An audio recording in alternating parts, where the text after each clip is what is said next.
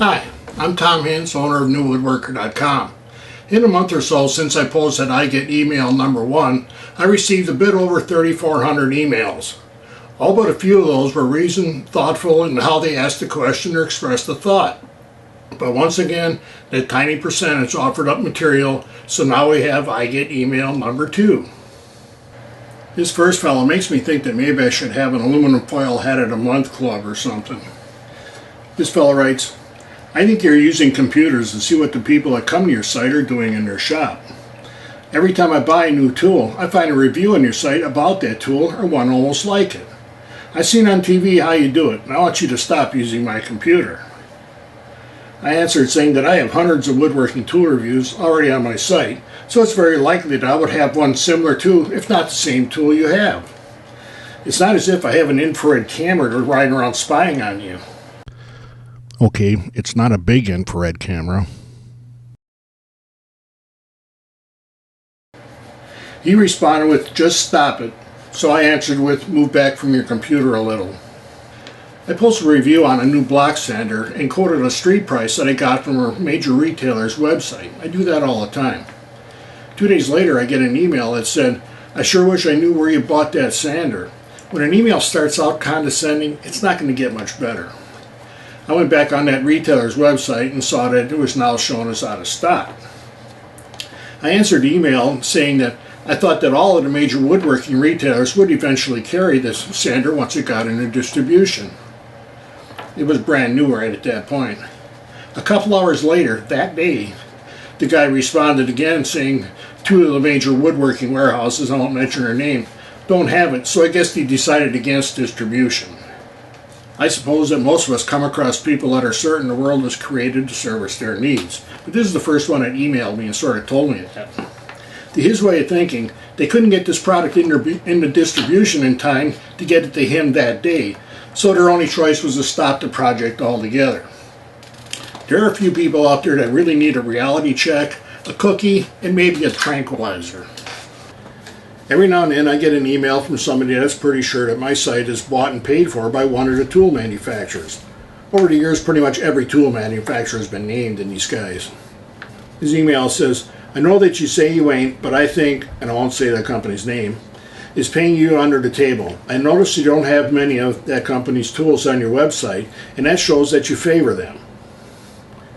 I think they're paying you, and you don't put their name on your site, so you won't be suspicious. I think he meant suspicious, but that's not a big problem here.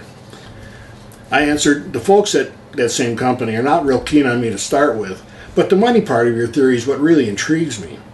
You think that a major tool company would support my website and myself to be sure that I don't put their products in front of millions of viewers every year. I can't decide where you might have a couple of bubbles in your think tank or that you run a Wall Street concern that some of my tax dollars bailed out. This fellow writes, I'm trying to set the blades in my joiner. I have one blade set perfect, but that took an hour to do. Do I have to go through this for all 3 blades? I answered him and says unless you can teach the other 2 blades to duck when the wood comes by, they have to be set the same. All 3 knives have to be set to the same height. He answered, why do you have knives in your joiner? I countered with, it's a semantics thing. All of your blades have to be set to the same height. He responded with, wow, I thought you were in North Carolina. This fella has issues with his router. He writes, I have up and down cut spiral router bits, but your story about them doesn't say which I need to use when I turn the router upside down. I'm really hoping he's talking about in a router table. When I'm using an upcut bit in my router, when I turn the router over, it's a downcut, right? I said, no. The upcut bit is always bringing the chips from inside the cut to the outside, no matter whether it's right side up or upside down.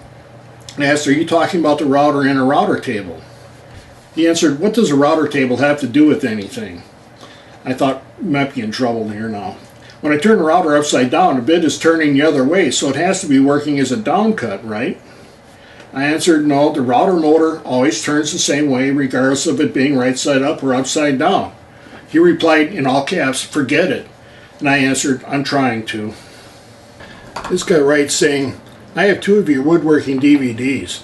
I do like them a lot, but how come I can't make them play backwards? I like watching things backwards. I replied, because I can't talk backwards. He answered, "Okay, thanks." This guy emailed me saying he needed to decide on whether he'd take a job in Germany or not, and he needed to do this by the next day. He wanted to know if his woodworking machinery would work over there. I responded that I thought everything was 220 volt in Europe, but that he should check with someone over there and to be sure if his plugging would work.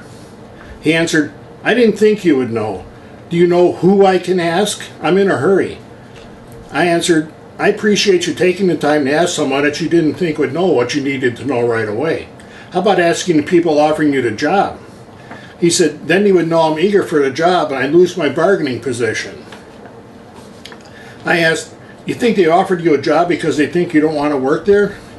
He replied, "You don't understand." I said, "Thanks for clearing that up. I thought it was just me." This guy just started out angry.